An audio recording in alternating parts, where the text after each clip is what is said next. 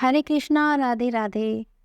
अश्विन मास के शुक्ल पक्ष की एकादशी को पापांकुशा एकादशी कहते हैं। अपने नाम के अनुसार ही इस एकादशी का व्रत मनुष्य के सभी पापों को समाप्त कर उसे मोक्ष की प्राप्ति कराता है। इस वर्ष पापांकुशा एकादशी का यह व्रत 25 अक्टूबर दिन बुधवार को रखा जाएगा।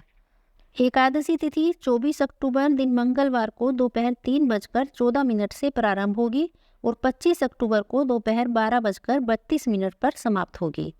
और क्योंकि हमारे सनातन धर्म में सूर्योदय वाली तिथि को ज़्यादा मान दिया जाता है, इसलिए पापांकुशा एकादशी का व्रत 25 अक्टूबर को ही रखा जाएगा। द्वादशी तिथि 25 अक्टूबर दिन बुधवार को दोपहर 12:33 पर शुरू होगी और अगले दिन 26 अक्टूबर दिन बृहस्पतिवार को 9:44 पर समाप्त होगी। पापांकुशा एकादशी के व्रत का पारण 26 अक्टूबर को किया जाएगा और व्रत खोलने का शुभ समय रहेगा 26 अक्टूबर सुबह 6:28 से सुबह 8:43 तक। एकादशी के व्रत का पारण हमेशा द्वादशी तिथि में पारण के शुभ समय में ही करना चाहिए, तभी एकादशी के व्रत का पूर्ण फल प्राप्त होता है। हम शुरू करते हैं पापांकुशा एकादशी का महात्म्य। युधिष्ठिर बोले, हे भगवान, आश्विन शुक्ल पक्ष की एकादशी का क्या नाम है? सो कृपा करके आप मुझसे कहिए। श्री कृष्ण बोले, हे राजन, इस एकादशी का महात्म्य मैं तुमसे कहता हूँ, सुनो। यह पापों को दूर करने वाली श्रेष्ठ एकादशी पापांकुशा नाम से प्रसिद्ध है। इस एकादशी में मनुष्य को पद्म नाम भगवान का पूजन करना चाहिए।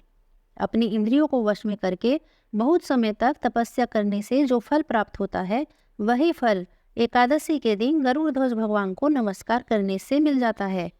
पृथ्वी पर जितने भी तीर्थ हैं, उनका फल एकादशी के दिन भगवान के नाम के कीर्तन से ही मिल जाता है।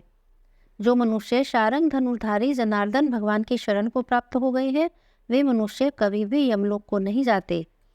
जो मनुष्य प्रसंगवश भी एक एकादशी का भी व्रत कर लेते हैं, वह कठिन पाप करके भी यमलोक को नहीं जाते। हे मनुजाधिप, जब तक मनुष्य पद्म नाम की एकादशी का उपवास नहीं करते, तब तक उनके शरीर में पाप निवास करते हैं। हे राजन, यह एकादशी स्वर्ग, मोक्ष, आरोग्य, सुंदर स्त्री और धन देने वाली है। इस एकादशी के समान पवित्र गंगा, गया, काशी, पुष्कर और कुरुक्षेत्र जैसे तीर्थ भी नहीं है। एकादशी का उपवास करके और रात्रि में जागरण करके मनुष्य बिना परिश्रम ही विष्णु पद को प्राप्त हो जाता है। हे राजन, इस एकादशी का उपवास करने से मनुष्य 10 पीढ़ी मातृकुल की, 10 पितृकुल की और 10 पीढ़ी स्त्री के कुल का उद्धार कर देता है। वे मनुष्य दिव्य शरीर और 4 भुजा धारण करके माला और पीताम्बर पहनकर गरुड़ पर बैठकर स्वर्ग को जाते हैं। हे नरपोत्तम, आश्विन शुक्ल पक्ष में पापांकुशा का उपवास करके मनुष्य सब पापों से छूटकर विष्णु लोक जाते हैं। ऐसा करने से सब रोगों से छूटकर वह स्वर्ग लोक में जाकर गंधर्व होता है। तांबूल ब्रह्मा, विष्णु और शिव का रूप है। एकादशी के दिन इसका दान करने से लक्ष्मी प्राप्त होती है। सुपारी में ब्रह्मा, पान के पत्ते में विष्णु निवास करते हैं, चूने में साक्षात शिव जी रहते हैं। पान का दान करके प्रार्थना करें कि हे भगवान, आप प्रसन्न होकर मुझे धनवान और निर्भय करें। इस एकादशी का व्रत करने वाला स्त्री अथवा पुरुष ब्राह्मणी के लिए लक्ष्मी और गौरी के लिए निमित पात्र में हल्दी और दक्षिणा रख कर देते हैं और प्रार्थना करते हैं कि हे देवी, मेरे ऊपर प्रसन्न हो। वे दोनों स्त्री पुरुष सुख भोगते हैं। इस व्रत के करने से अक्षय अन्न, पुत्र और धन की प्राप्ति होती है, पुष्ट शरीर और पूर्ण आयु होती है और शत्रु का नाश होता है। भगवान का दृढ़ भक्त होकर बैकुंठ को जाता है। अब मैं तुम्हें इस व्रत से संबंधित एक कहानी सुनाता हूँ, सुनो। प्राचीन समय में विंध्य पर्वत पर क्रोधन नाम का एक बहेलिया रहता था। वह बहुत ही क्रूर स्वभाव का था।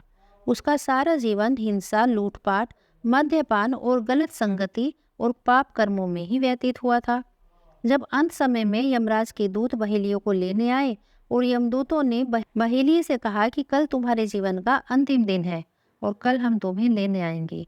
यह बात सुनकर बहेलिया बहुत भयभीत हो गया और महर्षि अंगिरा के आश्रम में पहुंचा और वहां जाकर महर्षि अंगिरा के चरणों में गिरकर प्रार्थना करने लगा। उस बहेलिया ने ऋषिवर से कहा कि हे ऋषिवर, मैंने अपना सारा जीवन पाप कर्म करने में ही व्यतीत कर दिया। कृपा करके मुझे कोई ऐसा उपाय बता दीजिए जिससे मेरे सारे पाप मिट जाए और मुझे मोक्ष की प्राप्ति हो जाए। उसके निवेदन करने पर महर्षि अंगिरा ने उसे अश्विन शुक्ल की पापांकुशा एकादशी का विधि पूर्वक व्रत करने को कहा। महर्षि अंगिरा के कहे अनुसार उस बहेलिये ने यह व्रत किया और किए गए सारे पापों से छुटकारा पा लिया, और इस व्रत पूजन के बल से भगवान की कृपा से वह बहेलिया विष्णु लोक को गया। और जब यमराज के यमदूतों ने इस चमत्कार को देखा तो वह बहेलिये को बिना लिए ही यमलोक वापस लौट गए। इस प्रकार जो मनुष्य भी इस पापांकुशा एकादशी का व्रत रखते हैं, यह इस व्रत का पुण्य फल उस व्यक्ति के सभी पापों पर अंकुश लगाकर उसे पुण्य को प्राप्त कराता है। बोलिए एकादशी माता की जय। बोलिए भगवान वासुदेव की जय।